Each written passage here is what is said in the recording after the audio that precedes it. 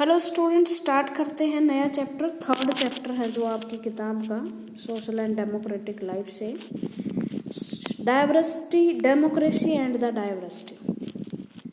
Democracy बहुत अच्छे तरीके से 9th में और कुछ 2 चैप्टर्स में आप पढ़ चुके हो कि वो होती क्या है। डेमोक्रेसी का मतलब rule of the people. The government is chosen by the people, elected by the people and जो रूलर्स है rules according to the needs and aspiration of the people. Abraham Lincoln के अनुसार डेमोक्रेसी क्या है? The government is for the people, by the people, to the people. वह ऐसी government जो लोगों के लिए, लोगों के द्वारा चुनी गई हो और लोगों के लिए काम करती हो। बहुत ब्रॉड मीनिंग आप डेमोक्रेसी का 9th में पढ़ चुके हो कि डेमोक्रेसी का मतलब सिर्फ इलेक्टेड पीपल के द्वारा चुनना नहीं होता, बल्कि फ्री एंड फेयर इलेक्शन के द्वारा लोगों द्वारा चुनी हुई गवर्नमेंट, लोगों के लिए काम करने वाली गवर्नमेंट और खुद डिसीजन लेने वाली गवर्नमेंट डेमोक्रेटिक गवर्नमेंट है। ये एक शब्द है नया, डाइवर्सिटी। कुछ बच्चे इसका इंग्लिश में, हिंदी में मीनिंग जानते होंगे, जिसका नाम है विभिन्नता। विभिन्नता, डाइवर्सिटी। और आप ये सोचते होंगे कि हमें इसे पढ़ने की क्या ज़रूरत है? डाइवर्सिटी तो होती ही है ना वह संसार में। भिन्न भिन्न कलर्स हैं लोगों के, प्रकृति में भिन्न भिन्न तरह की शक्लें हैं, भिन्न भिन्न तरह के पेशे हैं, भिन्न भिन्न तरह के जेंडर हैं, भिन्न भिन्न तरह के देश हैं, समाज हैं, परंपराएं हैं, लैंग्वेज हैं, कल्चर है। क्या ये चीज़ बुरी है? क्या ये चीज़ बुरी है डाइवर्स होना? मान लो आपकी शक्ल तो किसी से नहीं मिलती। दुनिया में हर व्यक्ति एक डिफरेंट है। आपका रंग अलग है, कोई गोरा है, कोई काला है। नाम अलग अलग है, किसी का राम है, किसी का रहीम है। कोई भगवान को किसी नाम से जानता है, किसी को कोई कह के, कोई हनुमान का भगत है, कोई देवी का भगत है, कोई अल्लाह को पूजता है, कोई गुरु को पूजता है, कोई किसी ढंग से रिचुअल्स करता है, शादियां करता है, कोई किसी ढंग से। ये डाइवर्सिटी होती है।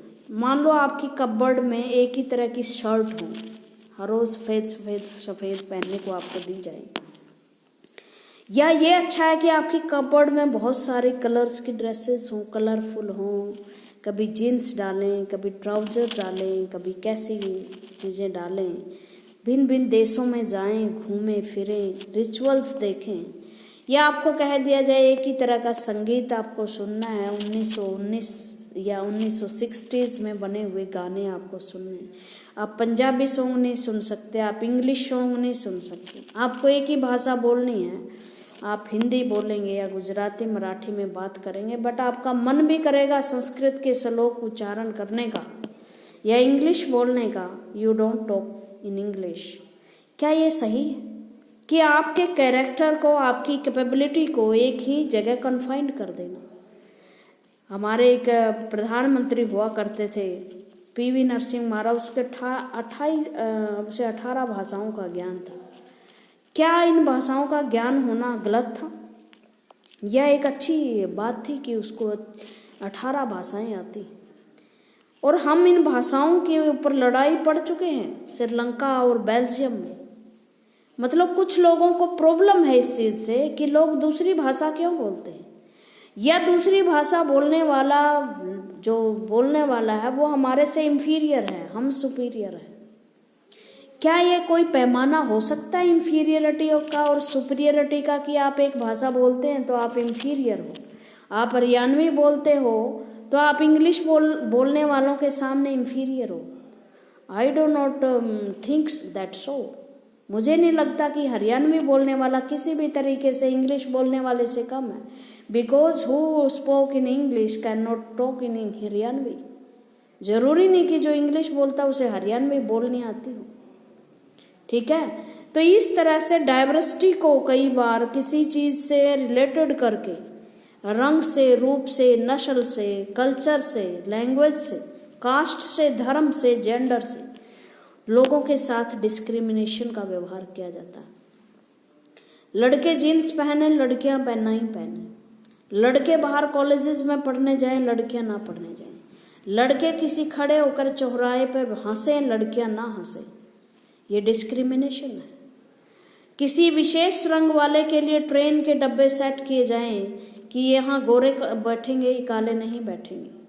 अरे किसी से तो इंफीरियर आप भी हो सकते हो ना। सुपीरियरिटी का भगवान ने कोई पैमाना नहीं दिया कि ये रंग का गोरा है तो इसमें अकल भी इतनी ही होगी। हो सकता है कि वो बेवकूफ़ आदमी हो जिसका कलर गोरा है। जो इंग्लिश पढ़ने वाले हो सकता है कि उसमें दया नाम की चीज़ ना हो। जो हो सकता है कि एक लड़की जैसे अवनी चौधरी हमारी एक सबसे पहले फाइटर प्लेन उड़ाने वाली लड़की बनी है। बहुत सारे दुनिया में करोड़ों बच्चे हैं, करोड़ों लड़के हैं, अरबों लड़के हैं जो फाइटर प्लेन नहीं उड़ा सकते। आप किस तरह से एक दूसरी चीज़ को अपने से इंफीरियर समझ सकते हो? आप किस तरह से कह सकते हो कि इस जेंडर या इस नस्ल, इस रंग का व्यक्ति इस चीज़ से इंफीरियर है, कमज़ोर है, उसको बराबर में बैठने का हक नहीं है। और हमारी बहुत सारी सोसाइटीज़, दुनिया में ऐसी कोई सोसाइटीज़ नहीं है जो इन चीज़ों से अछूती रही हो। इंडियन समाज में तो डाइवर्सिटी बहुत है क्योंकि हमारा देश बहुत विशाल है। हमारा देश में बहुत तरह के क्षेत्र हैं, बहुत तरह के मौसम हैं। उन मौसम के हिसाब से हमारे देश में फिजिकल जो शेप है, रंग रूप, वो बहुत ज़्यादा अलग है। हमारे यहाँ तो कहा जाता है कि कोस कोस पर बदले पानी, कोस कोस पर बोली। हर कोस पर पानी बदल जाता है और हर कोस पर बोली बदल जाती है, भाषा बदल जाती है। तो क्या हम भाषा के आधार पर, बोली के आधार पर किसी को डिस्क्रिमिनेट करना शुरू कर दें कि आपकी तो बोली ये है और आप तो इंफीरियर हो? नो। ये हर देश की कहानी है, हर समाज की कहानी है कि इस तरह की इंफीरियरिटी हर समाज में पाई जाती है। आपने 9th क्लास में हिटलर की कहानी सुनी होगी, किस तरह से उन्होंने अनडिजायरेबल, डिजायरेबल कैटेगरी में जनता को बांटा कि ये जिप्सी, यहूदी, ब्लैक जो लोग हैं ये अनडिजायरेबल है, इन्हें देश में रहने का कोई स्थान नहीं है, इनको मार देना चाहिए। गैस चैम्बर में भर भर के लोग मारे उसने। महिलाओं को कहा गया कि ये मिलिट्री सर्विस नहीं कर सकती, इनका काम सिर्फ बच्चे पैदा करने और नाजी आइडियोलॉजी को बच्चों में भरना है। तो क्या हम किसी विशेष जेंडर, जाति को अनडिजायरेबल मान सकते हैं? अगर वो अनडिजायरेबल होते, अगर उन्हें धरती पर सो कोल्ड सुपीरियर लोगों का अधीन रहना होता तो क्या भगवान उन्हें बनाता? सबको समान क्यों बनाया हमें? इसलिए बनाया है कि there is no discrimination, there is no inequality between human beings. Human beings वैसे डिफरेंट है लेकिन कोई सुपीरियर और कोई इंफीरियर नहीं है। तो ये पूरा चैप्टर आपको बताएगा कि किस तरह से समाज में डाइवर्सिटी है और भिन्न भिन्न समाजों में इस डाइवर्सिटी को ख़त्म करने के लिए क्या क्या किए गए। बहुत आंदोलन चले हैं, चलते आ रहे हैं और चलेंगे जब तक ये इनइक्वालिटी ख़त्म नहीं होती। ये स्टोरी है मैक्सिको ओलंपिक्स की। मैक्सिको में खेल हो रहे थे। मैक्सिको आप जानते हो कैरेबियन कंट्री है, उत्तर अमेरिका के ठीक नीचे। वहाँ पर ओलंपिक गेम्स हो रहे थे और ये 3 जो बच्चे हैं, 3 जो खिलाड़ी हैं, इन्होंने मेडल जीते हैं। आप पता है ना, ऐसे बीच में गोल्ड मेडलिस्ट खड़ा होता है, शायद साइड में सिल्वर मेडलिस्ट होता है और एक होता है ब्रॉन्ज मेडलिस्ट। ओलंपिक गेम्स सबसे बड़े गेम्स हैं दुनिया के, वो खेले जा रहे थे। 1968 की बात है। ये तीनों स्पोर्ट्स पर्सन जो हैं इन्होंने मेडल जीते हैं, बट ये मेडल नहीं लेते। मेडल तो पहनाए गए इनको, लेकिन आप देखोगे कि इनके हैंड पे ब्लैक पट्टी लगी हुई है और ये ब्लैक पट्टी इस बात का प्रतीक है, ये किसी चीज का विरोध कर रहे हैं। आप देखोगे कि इन बच्चों, इन स्पोर्ट्स पर्सन की जो नस्ल है इससे अलग है। ये गोरे रंग का लड़का है, ये ब्लैक लड़के, ब्लैक तो हैं बट अमेरिका के नागरिक हैं। और आपको पता है जब आप अमेरिकन को देखते हो तो वो बड़े सुंदर होते हैं, लंबे होते हैं, गोरे होते हैं, क्योंकि उनमें गोरे होने में उनकी कोई हाथ नहीं होता, उन्होंने कोई प्रयास नहीं किए। सिर्फ इसलिए है कि वहाँ की जो जलवायु है वो सही है। वो ऐसी जलवायु में पैदा हुए हैं जहाँ गोरे लोग होते हैं, सर्दियाँ होती हैं। लेकिन जो ब्लैक हैं, जिन्हें पकड़ पकड़ के अमेरिका से लाया गया था, कभी अमेरिका की फैक्ट्रियों में काम करने के लिए, अमेरिका के खेतों में काम करने के लिए दासों के रूप में खरीद कर, जहाज़ों में भरकर। अब वहाँ से दास प्रथा खत्म हो चुकी है, अब्राहम लिंकन ने ख़त्म कर दी, लेकिन ये लोग आज भी अपने अधिकारों के लिए लड़ रहे हैं। आपने अभी पीछे 2 महीने पहले खबरों में सुना होगा कि अमेरिका में एक ब्लैक जो व्यक्ति था वो मारा गया पुलिस के द्वारा। आज तक अमेरिका की जो पुलिस है वो इसी तरह के विचारों वाले लोगों से भरी पड़ी है, जिसमें ब्लैक्स को टॉर्चर किए जाने में उन्हें बड़ा मज़ा आता है। ऐसे ये क्यों मरा? क्योंकि ब्लैक्स जो है किसी की चीज़ के लिए वो कर रहे थे, प्रोटेस्ट कर रहे थे, और जो वाइट कॉप्स थे उन्होंने उसकी गर्दन पे पांव रखा और इस तरह से वो उनकी डेथ हो गई। और बहुत ज़्यादा अमेरिका में ब्लैक्स के लिए सहानुभूति खड़ी हुई और लोग पुलिस के अगेंस्ट खड़े हो गए। ये अभी 2-3 महीने पहले की बात थी। ये जो स्टोरी है ये भी ब्लैक्स के राइट्स के लिए है, क्योंकि जब ये संघर्ष कर रहे थे उस टाइम ना तो ब्लैक्स को क्या करना पड़ता था। मान लो ये बस है, इसमें एक सीट है, ये वाइट पीपल के लिए रिजर्व है।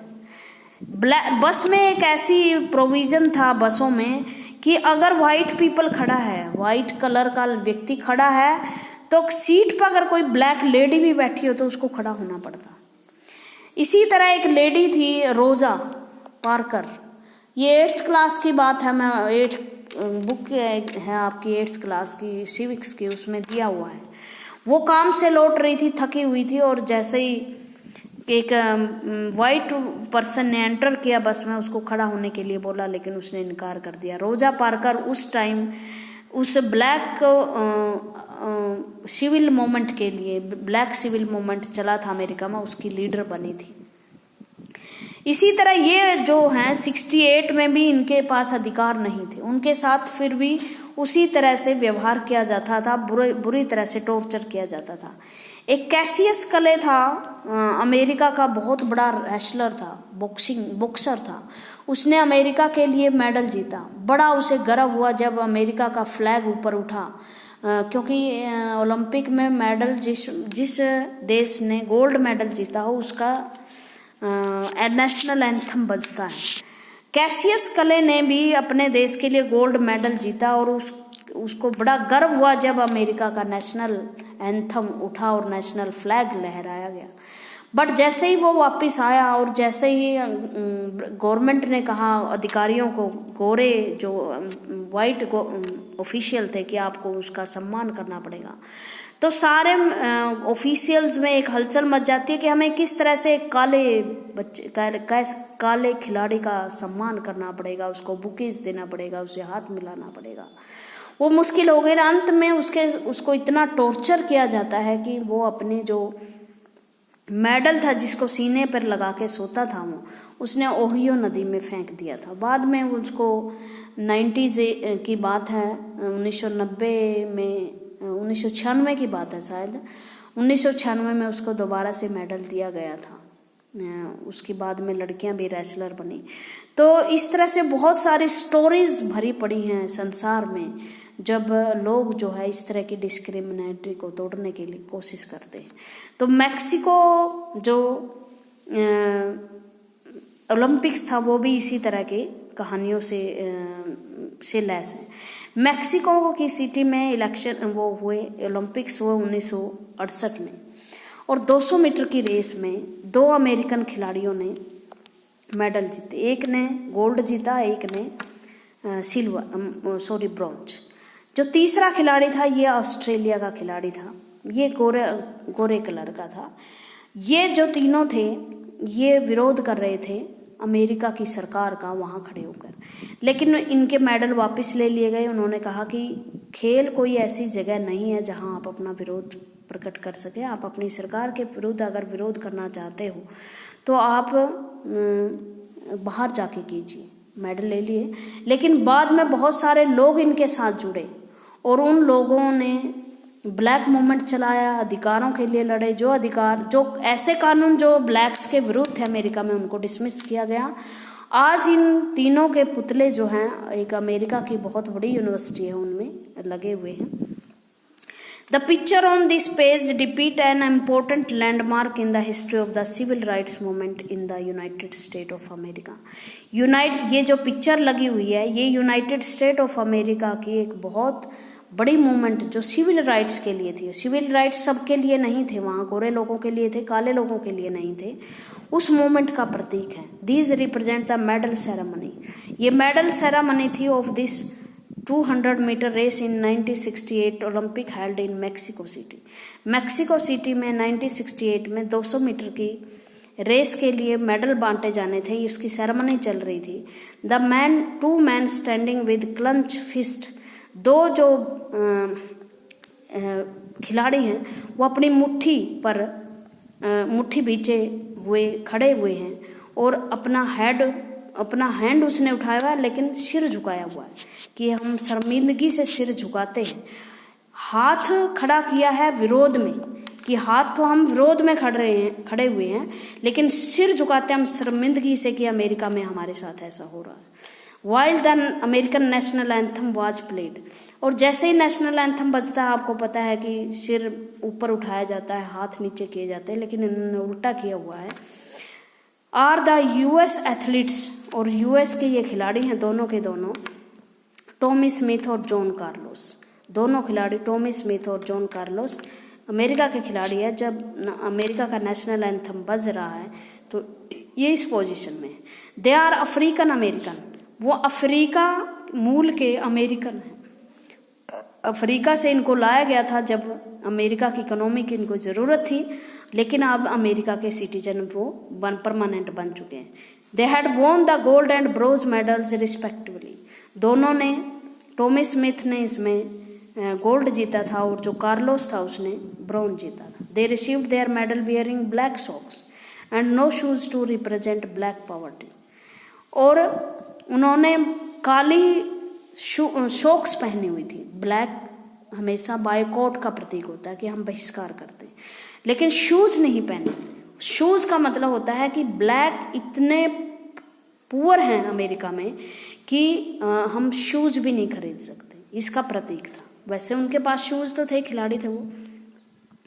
विद द गेस्चर, इस गेस्चर के साथ they try to draw international attention to the racial discrimination in the United State, और इस पोस्चर के साथ वो दिखाना चाहते थे कि अमेरिका चाहे कितना ही पावरफुल हो, कितना ही उनका संविधान सिविल राइट्स की बात करता हो, लेकिन आज भी अमेरिका में ब्लैक्स के साथ बहुत बुरा व्यवहार किया जाता है। The blacks gloved and raised clenches fist with means of symbolize black power, और हाथ खड़ा करके वो दिखाना चाहते थे कि हम ब्लैक पावर, हम सब इकट्ठे हैं और हम ये प्रतीकात्मक हैं कि हम आवाज़ उठा रहे हैं आपकी डिस्क्रिमिनेटी के खिलाफ। The silver medalist were Australian athletes, जो सिल्वर मेडलिस्ट था वो ऑस्ट्रेलिया खिलाड़ी था, उसका नाम था पीटर नॉर्मन। वो रे ह्यूमन राइट्स बैज, उन्होंने भी उनको सपोर्ट किया। उन्होंने अपने गले में पट्टी बांधी कि हाँ मैं भी इन ह्यूमन राइट्स को सपोर्ट करता हूँ। देखो वो बड़े ही पढ़े लिखे मुल्कों के लोग होते हैं, ह्यूमन राइट्स को बहुत रिस्पेक्ट देते हैं। तो इन्होंने भी ये नहीं सोचा कि अगर आप इस तरह के रूल तोड़ोगे तो आपका भी मेडल छीना जा सकता है। बट ह्यूमन राइट है, मेडल से भी ऊपर चीज़ है। उन्हें sir during the ceremony to show his support to the two American, वो भी टू अमेरिकन को अपना सपोर्ट दिखाने के लिए ये चीज़ें पहने हुए थे। Do you think that Carlos and the Smiths should have raised in internal matter of the American society in the international forum? क्या आप समझ रहे हो कि जो कार्लोस स्मिथ हैं वो अपने इंटरनल जो मैटर हैं, देश के आंतरिक मामले, उनको इंटरनेशनल कम्युनिटी पर उठाना चाहिए नहीं? मान लो हमारे देश में भी किसी के साथ जुल्म होता है तो क्या हम इंटरनेशनल लेवल पे उनकी बात करें? अपनी गवर्नमेंट से ना करें, हम अपने मामले खुद यहाँ सुलझाएं ना। लेकिन कई बार क्या होता है कि सुनती नहीं है गवर्नमेंट और इंटरनेशनल लेवल पर वो मुद्दे उठाने पड़ते हैं। आज के लिए हम इतना ही करते हैं, फिर इसको स्टार्ट करेंगे। Thank you very much.